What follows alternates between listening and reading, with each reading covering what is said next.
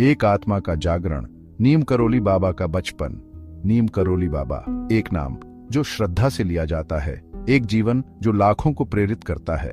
लक्ष्मी नारायण शर्मा के रूप में जन्मे, उनकी किस्मत आम इंसानों जैसी नहीं थी। उनकी आत्मा कुछ और चाहती थी। 11 साल की छोटी उम्र में उनकी शादी हो गई, लेकिन उनका मन किसी और ही रास्ते पर था। उन्हें ईश्वर का बुलावा महसूस हुआ। घर की सुख सुविधाओं को छोड़कर उन्होंने आध्यात्मिक यात्रा शुरू की। वे एक घुमक्कड़ साधु बन गए। उनकी यात्रा उन्हें पूरे भारत में ले गई। हर कदम के साथ वे अपनी असली मंजिल के करीब आते गए। उन्होंने सादगी से जीवन जीना शुरू किया। उन्होंने ज्ञान और बुद्धि की तलाश की। वे कोई साधारण साधक नहीं थे। वे महान बनने के लिए पैदा हुए थे।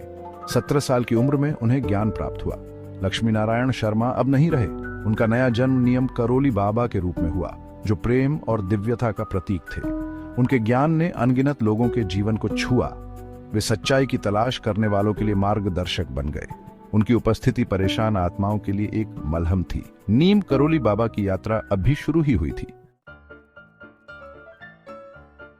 चमत्कारों का रास्ता। नीम करोली बाबा की दिव्य यात्रा। नीम करोली बाबा का जीवन चमत्कारों से भरा था।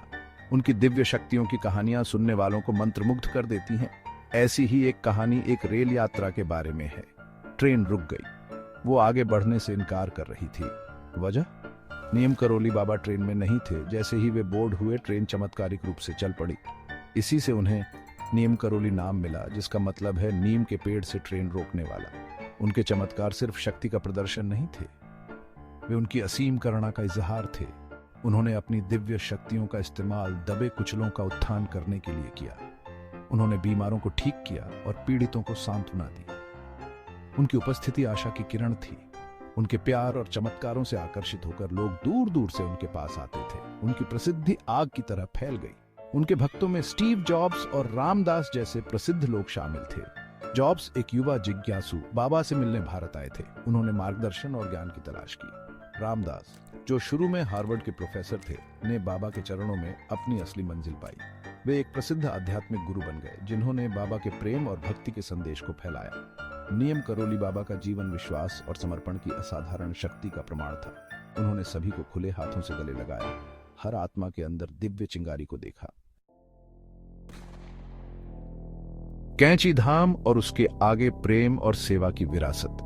हिमालय की शांत तलहटी में नीम करोली बाबा ने कैंची धाम की स्थापना की।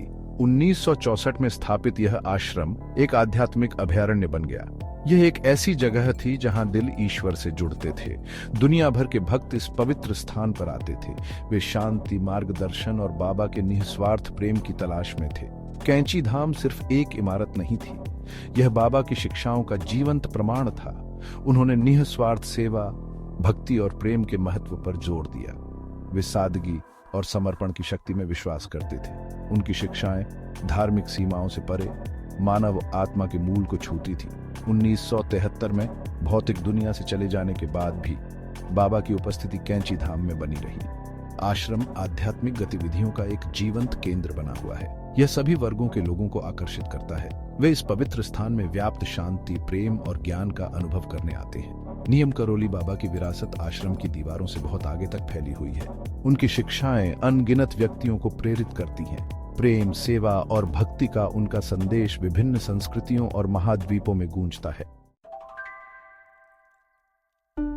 हमेशा रहने वाली रोशनी। आज के लिए नीम करोली बाबा की शिक्षाएं। नीम करोली बाबा ने अपना भौतिक रूप छोड़ दिया होगा, लेकिन उनकी शिक्षाएं कालजयी हैं। वे आज भी उतनी ही प्रासंगिक हैं जितनी उनके जीवन काल में थीं। प्रेम, करुणा और सेवा का उनका संदेश इस अशांत समय में एक मार्गदर्शक प्रकाश है।